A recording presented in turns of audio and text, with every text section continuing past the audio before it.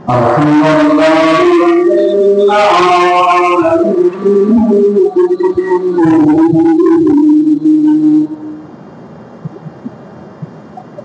والصلاة والسلام على رسول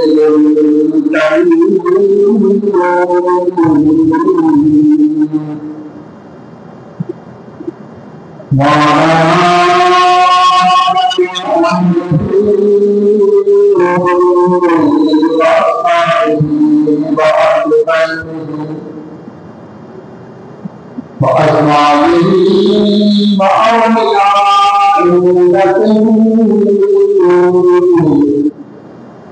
وعلماء سنته أجمعين أما بعد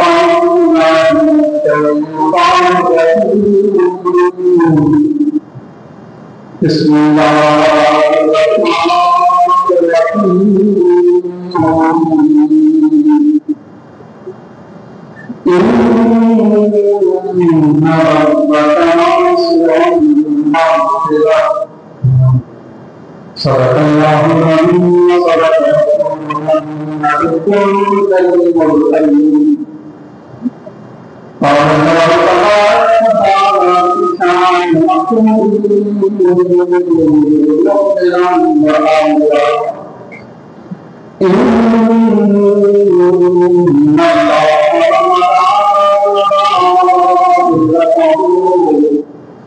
يصلون على النبي يا أيها الذين آمنوا صلوا عليه وسلموا تسليما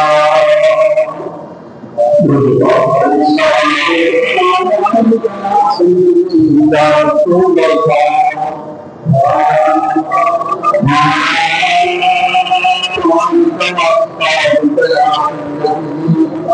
يا حبيب الله يا رسول الله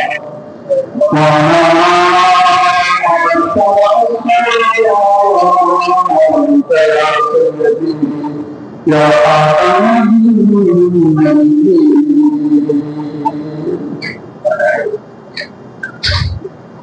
ہم کو سنا کے بعد دعا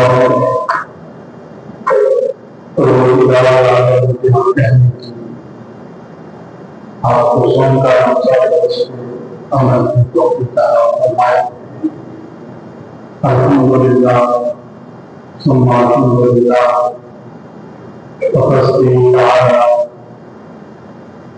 صدقہ پیغمبر اسلام کے نام پاک کا جمعہ کو مبارک کی نماز کی ادائیگی کے لیے مسجد میں آنے کی سعادت نصیب کی اللہ تعالی آپ کی شرح نام اس کا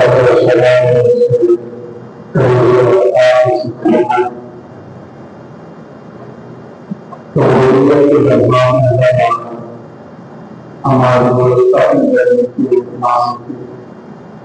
تمام غلطیوں کو خطاؤں کو گناہوں کو لفظوں کو معاف کرنا بقیہ زندگی بتانا قرآن و سنت سے اپنے قوم و وصیت میں نمازوں میں اسلام میں قرآن و سنت پہ اور کامل طریقے سے شریعت محمد کی اہلیت و سنت میں زندگی بسر کرنا فرمائے ماہ محرم محرم کا اختتام ہوا ماہ سفر گزر لگا دیا ہم نے محرم محرم کے حوالے سے نواز رسول فکر سے گفتگو امام اعظم مقام سید الشہداء سیدنا امام حسین رضی اللہ تعالیٰ عنہ دیگر شہداء کے حوالے سے گفتگو کی اور اس مقدس گفتگو کے ساتھ اپنے امام کی تربیت اور امام کی دلاوت ہم ذکر کر رہے کسی کو اپنا امام حسین کہ آپ نے آپ کی زندگی کے ساتھ زندگی کے اختتام پر جان شہادت کی عمل فرمایا تھی۔ آج کچھ لوگ کہتے ہیں کہ یہ اقتدار کی جنگ تھی،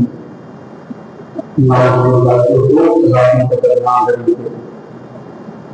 ایک یزید بن معاویہ اور امام حسین بن علی، نہیں یہ اقتدار کی جنگ نہیں تھی، بلکہ امام علی مقام کے پاس کوئی لشکر نہیں تھا، کوئی سپاہ نہیں تھی، سامان حرب نہیں تھا، کچھ بھی نہیں تھا۔ آپ بے سر زبانی کے عالم میں مرکز اسلام سے دور، ہزار میل دور، آپ صرف اسلام کی سربلندی کے لیے اور اپنے نانا جان سید الرسول سید الانبیاء حضور کے دین کو بچانے کے لیے آپ نے اپنا خاندان، اپنے بیٹے، نواسے، بھتیجے سب کچھ قربان کیا۔ جو اقتدار کی زندگی رہ جاتی ہے ان میں اپنا پریوار، اپنا خاندان میدان جنگ میں نہیں اتارا جاتا، اپنے خاندان کو لے کر آیا جاتا۔ تو یہ جو خلافت کا سلسلہ نہیں تھا اس کی جان رہی تھی، جو خلافت تھی نا یہ حضور کے بعد سلسلہ خلافت کا شروع ہوا۔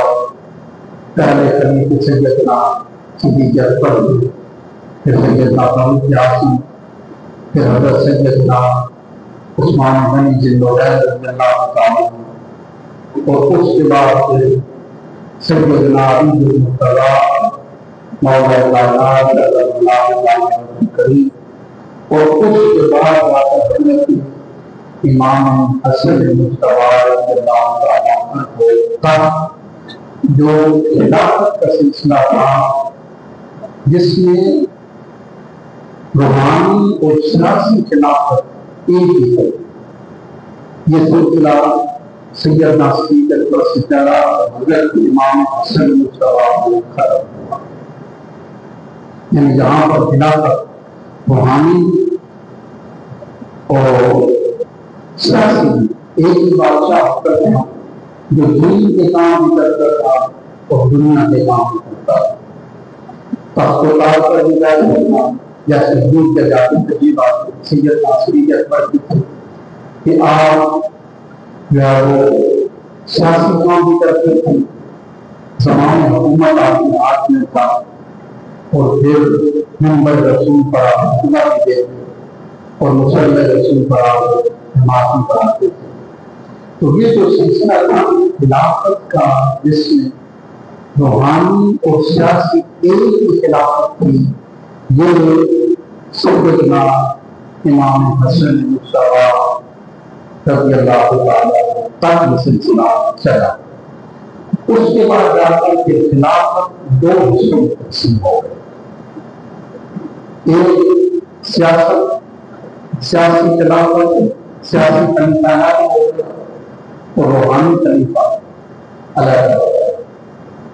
اور امام حسن مجتبیٰ کے بعد امام حسین، اور ان کے بعد بالخصوص سیدنا امام زین العابدین رضی اللہ تعالیٰ عنہ سے یہ سلسلہ چلا۔ لیکن جہاں پر امام حسن کے بعد خلافت رسول تقسیم ہو گئی،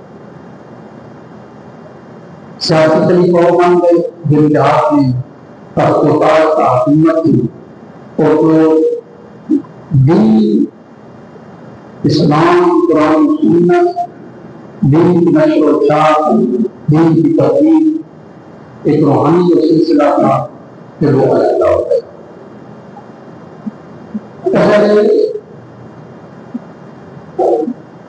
جب یزید نے حضرت امام حسین کے بعد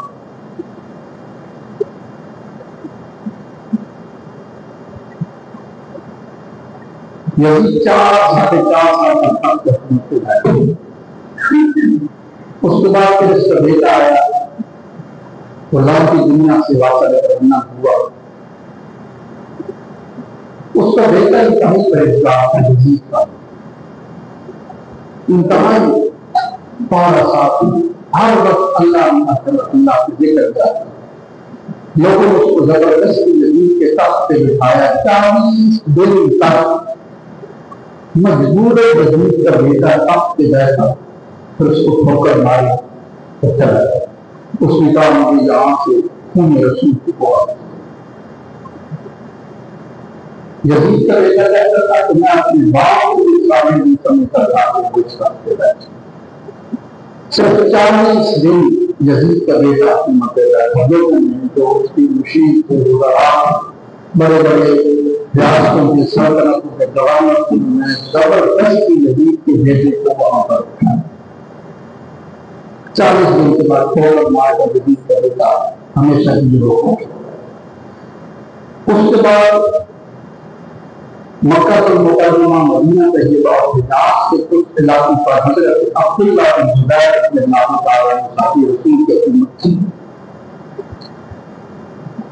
پھر یزید کے مرنے کے بعد، اس کے بیٹے کے تخت چھوڑنے کے بعد، پھر سب نے حضرت عبداللہ بن زبیر رضی اللہ تعالیٰ عنہ کے ہاتھ کو بیعت کی، اور پھر حجاز، مکہ المکرمہ، مدینہ طیبہ، شام، عراق، مصر، سارے علاقوں پر حکومت کی تھی حضرت عبداللہ بن زبیر رضی اللہ تعالیٰ عنہ۔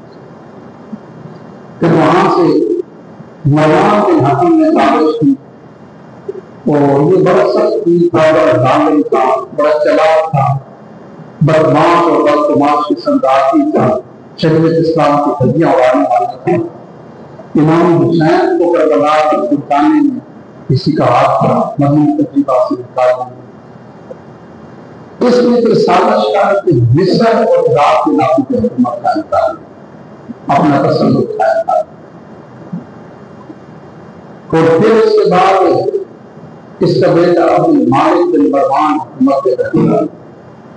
تو یہاں تک جو سلسلہ آیا اس کے جب اس کا بیٹا مروان کا عبد المالک کا تھی، تو دوسری طرف حضرت سیدنا امام علی مقام امام حسین رضی اللہ تعالیٰ عنہ کے لفظ ذکر سیدنا امام زین العابدین، جن کا اصل نام تھا حضرت علی، جو کربلا میں مر گئے تھے، ان کا اصل نام کیا تھا؟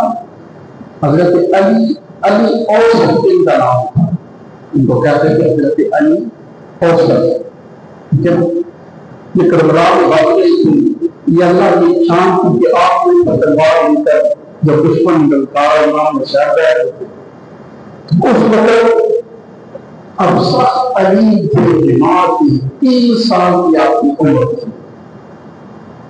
حضرت سیدنا امام زین العابدین رضی اللہ تعالیٰ عنہ کی 3 سال عمر تھی، تو سخت امام نے مقام امام حسین نے فرمایا کہ آپ میں نام نہ جائیں، بلکہ پیچھے پردہ بیویاں ہیں، ایک لمبا سفر ہوگا، بیار بہر میں بیٹھتے ہیں، پردیش ہے، یہاں سے تمہیں کربلا سے کوفے جانا پڑے گا، شام پردیش، پھر مدینہ طیبہ، لمبے سفر ہوں گے۔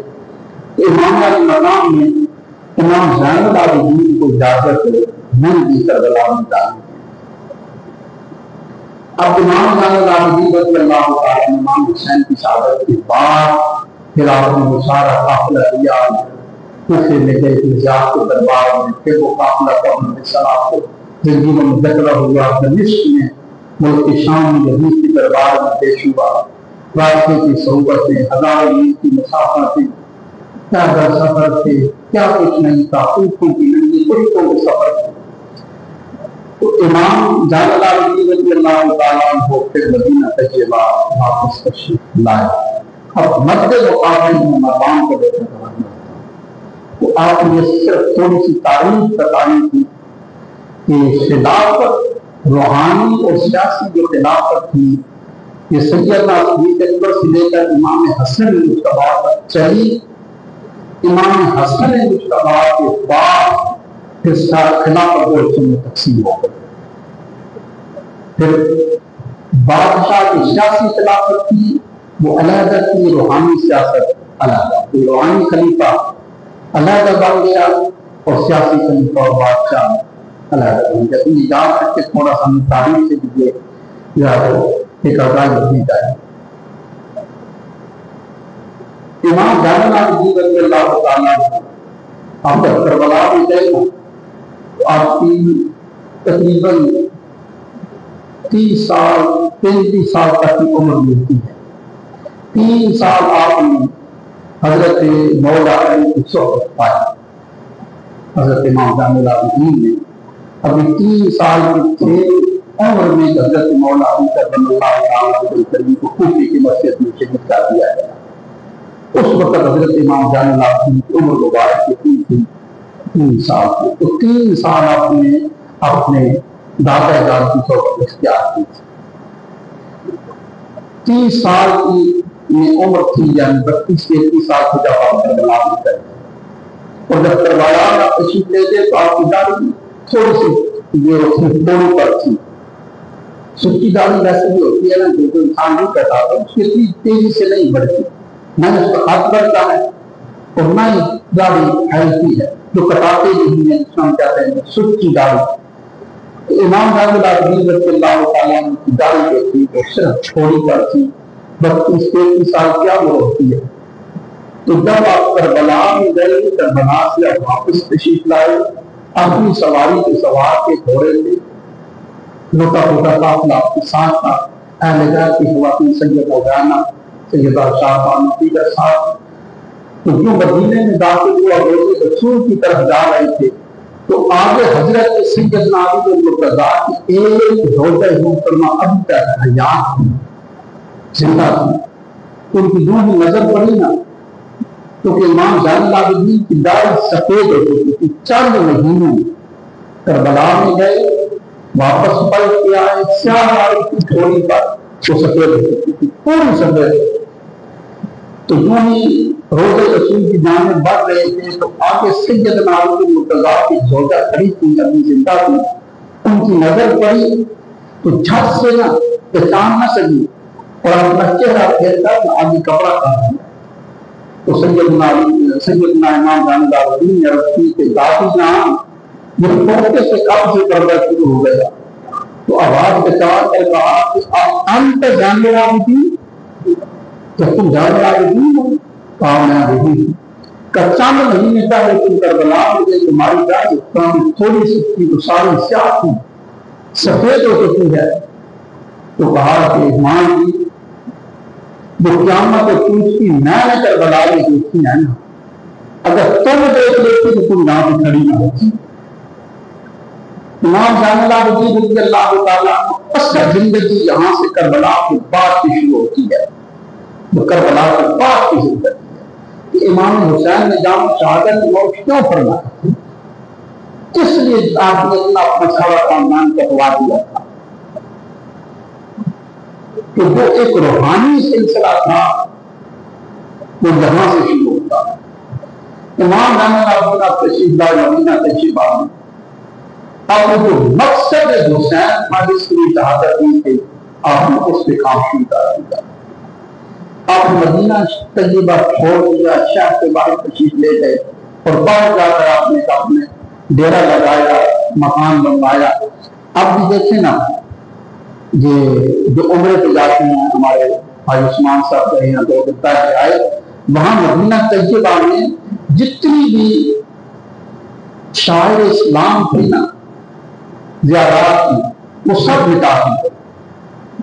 امام جان العابدین کا جو گھر ہے جو آپ نے کربلا کے باہر آ کر مدینہ طیبہ کو باہر کروایا تھا جس میں عبادت کی آپ نے انتہا کر دی تھی وہ واحد ایک ایسا مقام ہے امام جان العابدین کا جو اب بھی اس وقت کی مدینہ طیبہ کے اندر موجود ہے.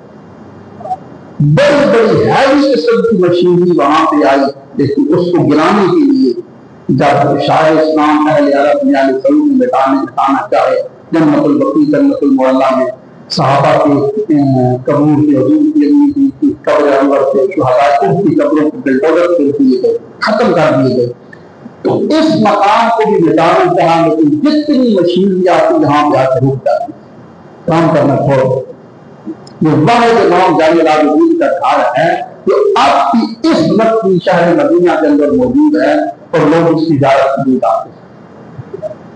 یعنی آپ نے اتنی بہار عبادت کی تھی کہ اب وہ مشینیں گرانے کی لیے آپ نہیں گرا سکتے. اب لوگ جاتے ہیں وہاں جو مدینہ طیبہ میں، اگر عمرے کے جانا ہو تو ضرور اس زیارت کے لیے جانا. تو یہ ایسا تھا امام جان راضی وہاں تشریف لے گئے. اصل کی نماز آپ مسجد نبوی شریف پہ پڑھنے کے لیے تشریف لاتے تھے اور عشاء پڑھ کر پھر آپ وہاں پہ تشریف لے جاتے تھے. اور صرف عراق یا ایران یا حجاز یمن فارس روم کے لوگ نے پوری دنیا کے، امام بخاری نے لکھا ہے کہ پوری دنیا کے لوگ امام زین العابدین کے پاس پھرانے لگے. ہزاروں کی تعداد میں لوگ آتے، نذرانیاں آ رہی ہیں، کیا کچھ نہیں آ رہا، غریب لوگوں کی لنگر چل رہا ہے. اور امام زین العابدین کے یہ نہیں کہ سب کچھ بتا دیا اور اس کے بعد پھر جو ہے وہ بیٹھ کے رونا شروع کر دیا. جیسے آپ اس سے مسئلہ کچھ لوگ کہتے ہیں کہ امام زین العابدین کو ساری زندگی روتے گزار دی. نہیں، پھر آپ نے دین کا وہ کام کیا، اس روحانی سلسلے کو آگے چلایا جس کے لیے امام حسین نے چاہتے تھے، اس کو آگے آپ نے چلایا. اور پھر آپ نے بڑے بڑے جو نامور حضرت امام حسن بصری جیسے جو اولیاء کے بادشاہ ہیں وہ شگرد تیار ہوئے. حضرت حرب بن حیان نے سینکڑوں ہزاروں حدیث سے آپ نے روایت کی ہے، آپ نے وہ شگرد تیار ہوئے. حضرت سعید بن سجدے کے تعبیر کے سردار تھے. ہزاروں خلفاء ایسے آپ نے محدثین پر بیٹھ کر اس حجرے میں تیار کی. اور میں رونا بند کیوں نہیں آتی تھا، لوگ آتے تھے. اور پھر صرف یہ نہیں تھا، امام زین العابدین بولتے کہ دن کو بچانے آتے تھے، کھانا لوگ آتا تھا، بھینا کرتا تو رات کو بولنا اپنی کمر سے اٹھا کر مدینہ طیبہ کے غریب لوگوں کے گھروں میں پہنچایا کرتی تھی اپنی چہرے سے نقاب. تو ایک دن آپ کی جیب سے حضرت امام باقر نے کہا رضی اللہ تعالیٰ عنہ کہا حضور مجھے فرمائیں، اب کمزور ہے، کمر ٹیڑھی ہو چکی ہے، اتنی بھاری بول میں اپنی کمر سے اٹھا کر آپ جاتے ہیں اور ایک رات میں 100 سے زائد گھروں میں کھانا پہنچایا کرتے تھے. تو امام زین العابدین نے فرمایا بیٹا باقر ہے، اگر تجھے کہا ہے کہ جواب ہے میں دے دیا اس گھر کا تجھے پتہ بتانا پڑے گا. تو میں کسی کو رسوا نہیں کرنا چاہتا کہ وہ غریب ہے. جن گھروں میں کئی سالوں تک روزانہ بلا نالا رات کو کھانا پہنچتا رہا ان کو پتہ نہیں تھا کہ یہ دینے والا کون ہے. اور جب آپ کا وصال ہو گیا اور کئی دنوں تک کھانا نہ پہنچا، راشن اللہ نہ پہنچا، تو پھر انہوں نے کہا کہ پتہ کرے جس دن سے یہ کھانا ہمارے گھر میں ہونا بند ہوا ہے اس میں کس کا وصال ہوا تھا. جب یہ حضرت امام زین العابدین کا وصال ہوا، یہ وہ شخصیت تھی. اب سارا دن آپ کو قرآن حدیث پڑھایا کرتے تھے. جب اتنی بڑی قیامت ہوتی ہے، اتنی بڑی، سارا خاندان ٹکڑے ٹکڑے ہوتے ہیں. ہمارا کوئی مرد ہے تو نماز پڑھ لیتا ہے، جنازے کو جانا نماز پڑھو، سر درد ہو گیا نماز پڑھو. امام زین العابدین رضی اللہ تعالیٰ عنہ وہ تھی تو سارا دن قرآن و حدیث بیٹھ کے پڑھاتے رہے. اور آپ نے آج اس مقصد حسین کو آگے چلانے کے لیے آپ نے دن رات پیدا کیا. سینکڑوں ہزاروں آدمی جو آپ کو اسلام کے محدث تیار کیے، دین کے محدث تیار کیے، قرآن کے مفسر آپ نے تیار کیے. اور اس کے بعد پھر جو تھا نا وہ عبد المالک بن مروان جو مدینے کا گورنر تھا، وہ کب دیکھ سکتا تھا کہ یہ لاکھوں کی ہزاروں کی تعداد میں سب گورنر میں ہوں، بادشاہ میں ہوں، اور سارے لوگ جو ہے وہ امام زین العابدین کے پاس جاتے ہیں. ہزاروں کی تعداد میں آپ کے پاس مجمع رہتا ہے اور میرے پاس کوئی شخص آتا ہی نہیں. تو بادشاہ کو تو بڑی تکلیف ہوتی ہے نا. تو پوچھا تو لوگوں نے کہا کہ تلواریں تیرے ساتھ ہیں، دل سب کی امام زین العابدین کے ساتھ ہے، امام حسین کے ساتھ ہے سکتے. تو اس سے پھر آپ کو ضرور اس نے آپ کو اپنے دربار میں بلایا تو ہم نے فرمایا میں نہیں جاتا. اور جو 12 سال لوگ ہوتے ہیں وہ بادشاہ کے دربار میں نہیں جاتے، بادشاہ ان کے دربار میں آتا ہے. اور جو علماء جو بڑے اپنے آپ کو اسلام کا مبلغ کہنے والے بادشاہوں کے دربار میں جائیں وہ کبھی علماء نہیں ہو سکتے. ہارون الرشید حضرت خزیل بن اجداد رضی اللہ تعالیٰ عنہ سے رحمۃ اللہ تعالیٰ نے ایسے کہا میں تمہیں ملنا چاہتا ہوں، اور میں فرمایا تو مجھے نہیں مل سکتا، کہا میں تجھے ملوں گا، اور میں مجھے نہیں مل سکتا، کہا میں بادشاہ ہوں، تو کہا کہ کیا ہوا، کہا میں زبردستی آپ کے جھونپڑا تھا عراق میں، شہر سے باہر بغداد سے باہر آپ کے جھونپڑا تھا، حضرت خزیل بن اجداد رحمۃ اللہ تعالیٰ علیہ۔ ہارون رشید کو اللہ کا بڑا عقیدت مانتا، اس نے کہا حضور میں آپ کی زیارت کرنا چاہتا ہوں، میں آپ سے دعا کروانا چاہتا ہوں، دعا کر اللہ مجھے معاف کر دے، اور میں فرمایا میں تجھے نہیں ملوں گا، یہ بادشاہ ہے، دنیا دار ہے، میں تجھے نہیں ملوں گا۔ تو اس نے کہا ہارون رشید بڑا نیک انسان، کہا کہ میں زبردستی تمہارے جھونپڑے میں آؤں گا، تو آپ نے فرمایا جب تم آئے گا تو میرے جھونپڑے کے دو راستے ہیں، دو دروازے ہیں، تو ایک سے داخل ہوگا اور دوسرے سے نکل جائے گا، تو وہ نہیں ہوئی۔ پھر ہارون رشید آیا، اب بیٹھے ہوئے تھے، تم ہی اٹھنے لگے تو اس نے ہاتھ پکڑ لیا، رات کا وقت تھا تو خزیل بن اجداد رحمۃ اللہ تعالیٰ نے چراغ دے کر تاکہ مجھے کوئی صورت میں دکھنی پڑے، اور اس نے ہاتھ پکڑا تو آپ نے اپنا ہاتھ اس کے ہاتھ سے لگایا، اور لگانے کے بعد فرمایا کہ اتنا نرم و گداز ہاتھ، ہارون رشید کہہ رہا تھا یہ جہنم میں جائے گا، یہ اللہ کا خوف نہیں آتا۔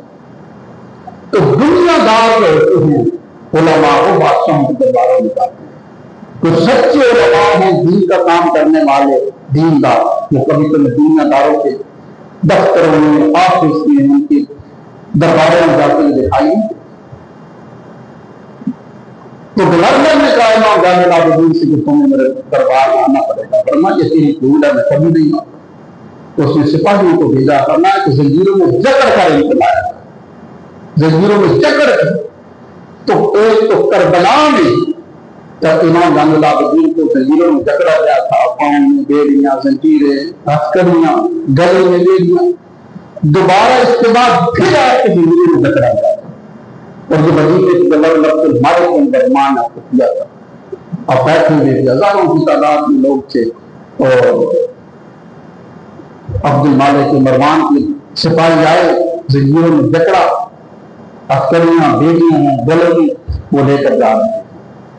تو لوگ آپ کے ساتھ اٹھے، ہزاروں کی تعداد میں تلواریں نکلی، کرنا بیٹھ کر میرے آنے کا انتظار کرو، کوئی بھی میرے ساتھ نہیں جائے گا، سب تلواریں میاں میں واپس چلی گئی۔ کرنے کا نام امام زین العابدین پھر اٹھ کر دین کا کام کرنے میں بڑی سختیاں ہیں، بڑی سختیاں ہیں، بلندیوں پہ جانے کے لیے ہر قدم اونچائی کی طرف بڑھتا ہے تو مشکل ہوتا چلا جاتا ہے، مشکل ہوتا چلا جاتا ہے۔ جب مروان کے دربار میں گئے نا امام زین العابدین، تخت پہ بیٹھا ہوا تھا، زنجیروں میں جکڑے ہوئے تھے، اس نے کہا کہ جانتے ہو میں کون ہوں؟ میں بادشاہ ہوں، گورنر ہوں۔ تو آپ نے فرمایا کہ تم جانتا ہے میں کون ہوں؟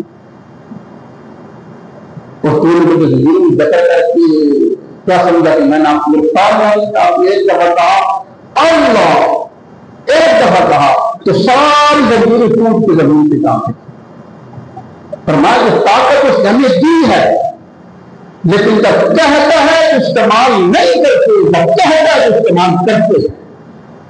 طاقت ہمارے پاس ہے لیکن اس طاقت کا رب کے حکم کے بغیر ہم استعمال نہیں کرتے۔